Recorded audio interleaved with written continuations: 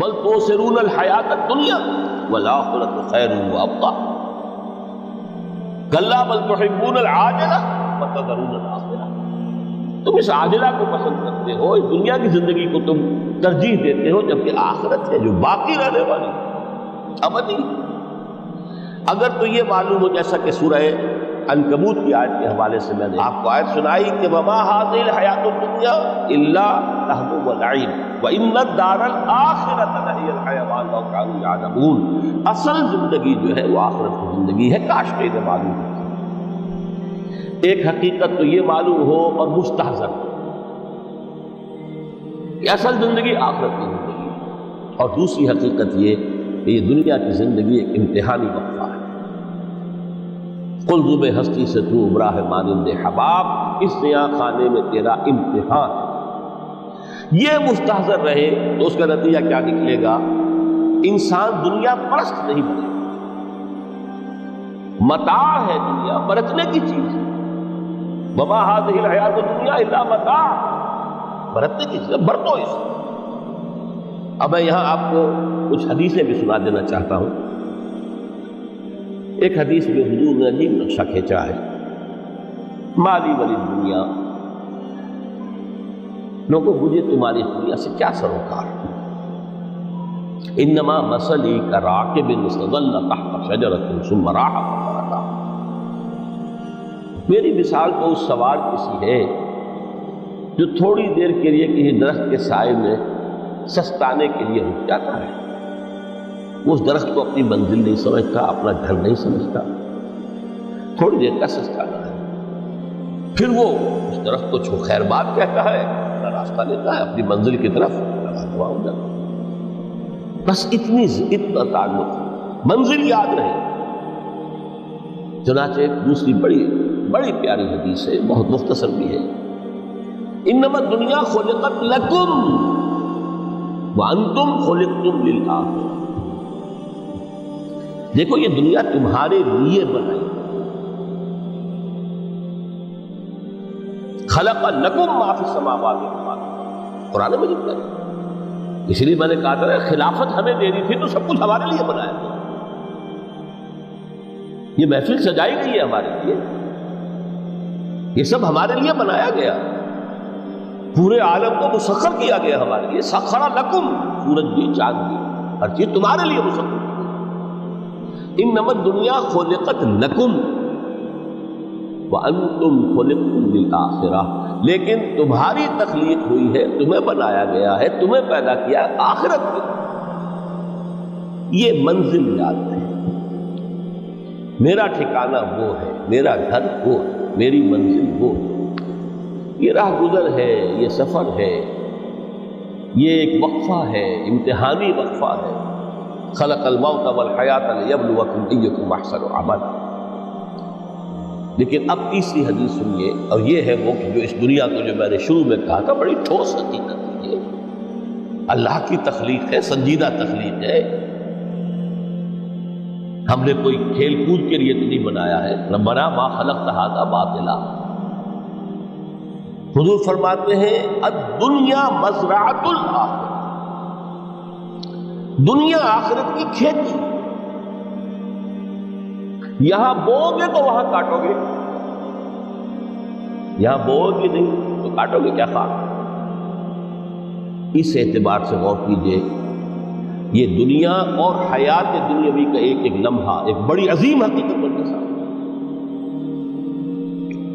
ہماری حیات دنیاوی کا ایک ایک لمحہ ابدی ہے، پوٹینشلی، کیوں کہ اس میں جو کچھ ہم کما رہے ہیں اس کے نتائج ابدی زندگی پر پھیلے ہوئے ملے ہیں۔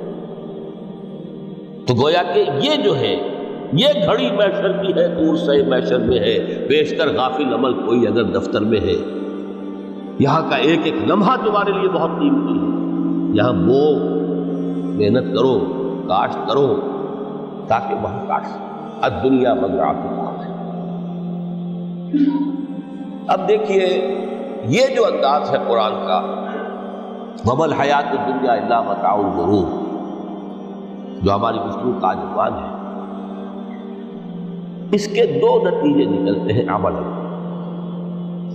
ایک نتیجہ جو صحیح ہے، جو قرآن نکالنا چاہتا ہے، جس کی طرف اسلام رہنمائی کرتا ہے،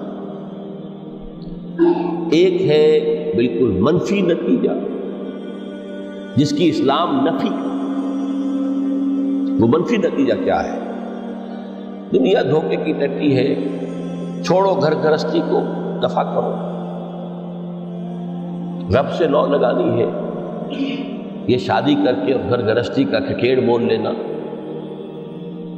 کہاں ایک پیٹ کا پالنا، کہاں 10 پیٹ لگ جائے پیچھے، اسی میں آدمی جو ہے گم ہو کر رہ جاتا ہے۔ لہذا گھر گرہستی کو چھوڑو، تجرد کی زندگی گزارو۔ پھر یہ تمدن ہر جگہ شر ہے، برائی ہے، دھوکہ ہے، فریب ہے، جھوٹ ہے، دفع ہو جاؤ، جاؤ کہیں پہاڑوں کی چوٹیوں پر، کہیں غاروں میں، گفاؤں میں، کہیں جنگلوں میں بھونی روا۔ یہ ہے اس کا ایک منطقی نتیجہ جو نکلا ہے، اور تقریباً تمام مذاہب عالم میں نکلا۔ رحمانیت جس کی جس شد و بد کے ساتھ نفی کی ہے محمد رسول اللہ صلی اللہ علیہ وسلم، لا رحمانیت فی الاسلام، اسلام میں کوئی رحمانیت نہیں، نفی ہے، مکمل نفی، لا رحمانیت۔ فرمایا کہ النکاح من سنتی، یہ میری سنت ہے، میرا طریقہ ہے، گھر گرہستی کی زندگی اختیار کرنا یہ میری سنت ہے۔ 3 صحابہ پر کچھ اسی طرح کا غلبہ ہو گیا۔ صحابہ میں ہر طرح کے لوگ تھے، ان میں وہ لوگ بھی تھے کہ جو بڑے ریشنلسٹ تھے، عقل کے حوالے سے بات سمجھنے والے۔ حضرت عمر کو ہم کہہ سکتے ہیں کہ سر خیل تھے رضی اللہ تعالیٰ۔ تو درویش بڑش لوگ بھی تھے، کچھ پر یہ تقویٰ کا اور درویشی کا بہت زیادہ غلبہ ہو گیا تھا، مغلوب الحال ہم انہیں کہہ سکتے ہیں۔